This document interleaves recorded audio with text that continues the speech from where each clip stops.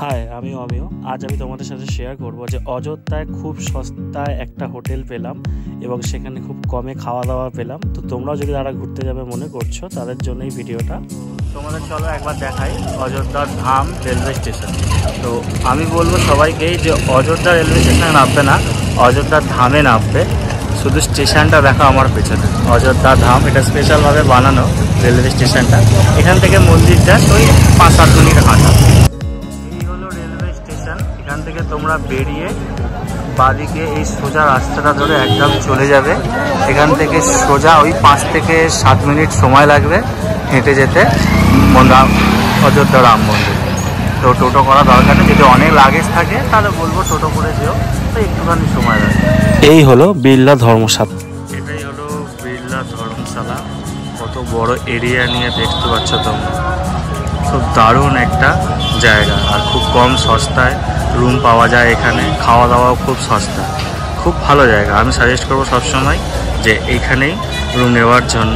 আর এই উল্টো দিকেই হলো রাম মন্দিরের গেট।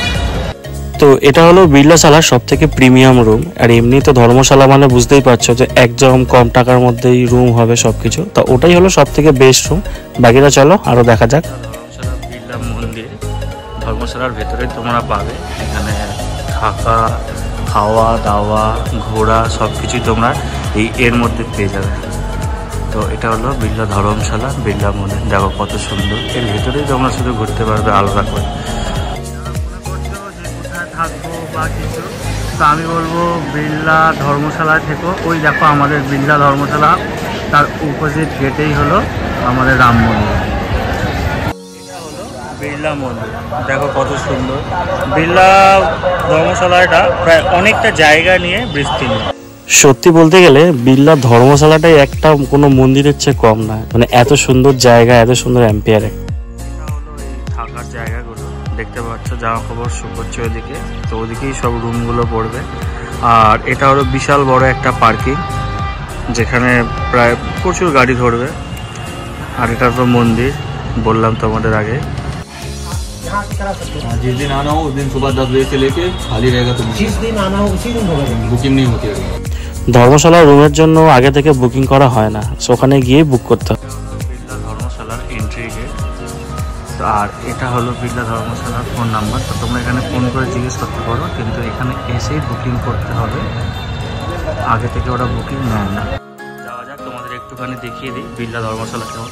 এদিক দিয়েও যাওয়া যায়, প্লাস এখান থেকেও যাওয়া যায়। তো আমরা এখান দিয়ে এখন যাব আমাদের নিজেদের রুমে। তোমাদের সাথে একটু শেয়ার করি জায়গাটা। এখান থেকে দেন টার্ন নিয়ে তো সোজা দেখতে পাচ্ছ বিশাল বড় করিডোর এখানে। তো যেগুলো সকালে আমি বলছিলাম যে এগুলো সব 2000 টাকার রুম একদম মন্দিরের সামনে। আর বিড়লা ধর্মশালা 2000 টাকার রুম। তো 2000 টাকার রুমটা দেখো কত বড়, বেড। ইভেন এখান থেকেই দেখা যায় রাম মন্দিরের গেট। ওই দেখো রাম মন্দির। এটা হলো 2000 টাকার রুম। দেন এখান থেকে যে বেড, এটা এত বড়। আর এই যে বাথরুম, টয়লেট, এটা দেখো কত বড়, কত সুন্দর। আর এদিকে টিভি, আলমারি, মানে খুবই ভালো রুম একদম। আর এই হলো মন্দির আমাদের, দেখতে পাচ্ছ মন্দিরের এন্ট্রেন্স পয়েন্ট এটা। আর এখান থেকে সোজা দেন যাব আমরা আমাদের রুমে ওখানে। তো চলো যাওয়া যাক।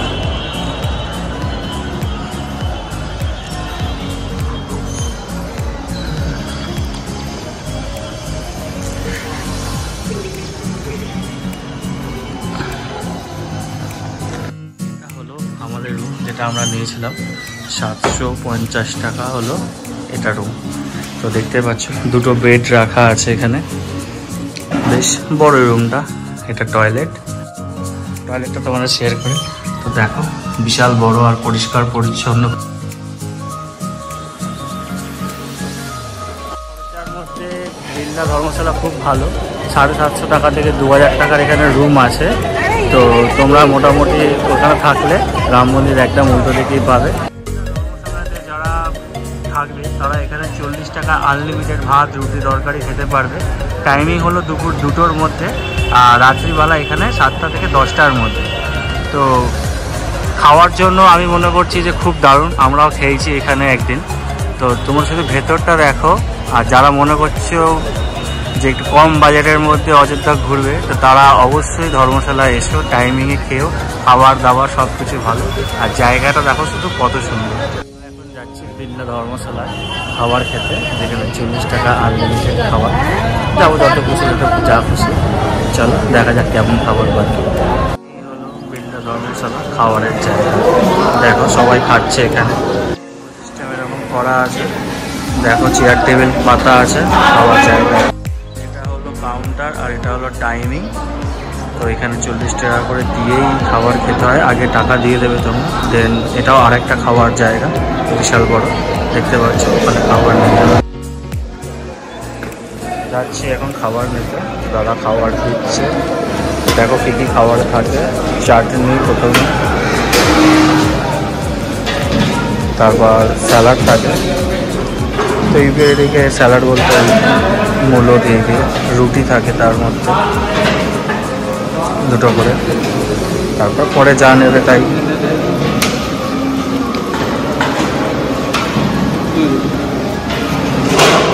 তারপর ভাত থাকে এখানে খাবারে আমাদের,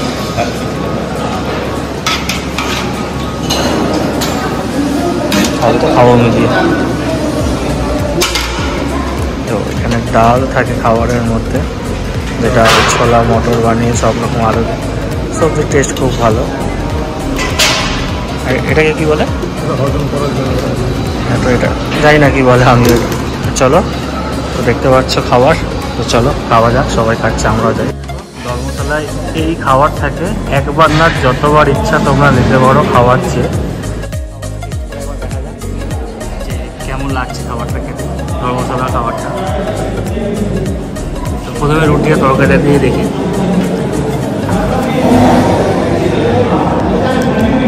ভালো টেস্ট, মানে 40 টাকা একদম পুষ্টিকর খাবার, পেট ভরে। তো ধর্মশালা ছাড়াও এমনি আমাদের ঠিক মন্দিরের পাশেই অনেক খাবারের জায়গা আছে। তো আমি একটা যেখানে প্রথম দিন গেছিলাম খেতে, সেখানেই তোমাদের সাথে একটা শেয়ার করলাম। তো সেটা হলো একদম মন্দিরের গায়ে ডান দিকে একটা হোটেলের মতন আছে। তো ওখানে মোটামুটি আমি মেনু কার্ডও তোমাদের সাথে শেয়ার করলাম। তো ওখানে 120 টাকা 30 টাকায় প্লেট পাওয়া যায়, সব নিরামিষ খাবার। ওখানে খাবারের কোয়ালিটি মোটামুটি ভালোই বলবো, খুব খারাপ সেরকম না, মানে চলে যাবে, বেশ ভালোই। তো এছাড়াও এমনি খুব বড় বড় ওখানে রেস্টুরেন্ট আছে, যেমন তোমার ইউডিআই মুম্বাই, আরও অনেক কিছু ছিল, নাম যদিও এখন আর মনে নেই আমার, যদি ভিডিওটা বানানো আজ থেকে 4 দিন আগে। আর ঠিক গেট থেকে বেরিয়ে একটা মোমোর দোকান আছে, 20 টাকা 6 পিস মোমো নিরামিষ, দারুণ। এটাই হলো অযোধ্যা ধাম রেলওয়ে স্টেশন। তোমরা যারা ভাবছো অযোধ্যা রাম মন্দির আসবে তারা অবশ্যই অযোধ্যা ধামেই নামবে। শুধু অযোধ্যায় নামবে না, এখান থেকে হাঁটা পথে ওই 5-7 মিনিট লাগবে। অজস্র এখানে লজ আছে, তাও আমি তোমাদেরকে বলবো মন্দিরের উল্টো দিকে বিড়লা ধর্মশালায়, ওখানে থাকার চেষ্টা করবে, দাম কম, খাবার দাবারের দাম কম, উল্টো দিকেই মন্দির। চলো টাটা, ভিডিওটা ভালো লাগলে লাইক শেয়ার অবশ্যই করবে। জয় শ্রীরাম, চলো বাই বাই।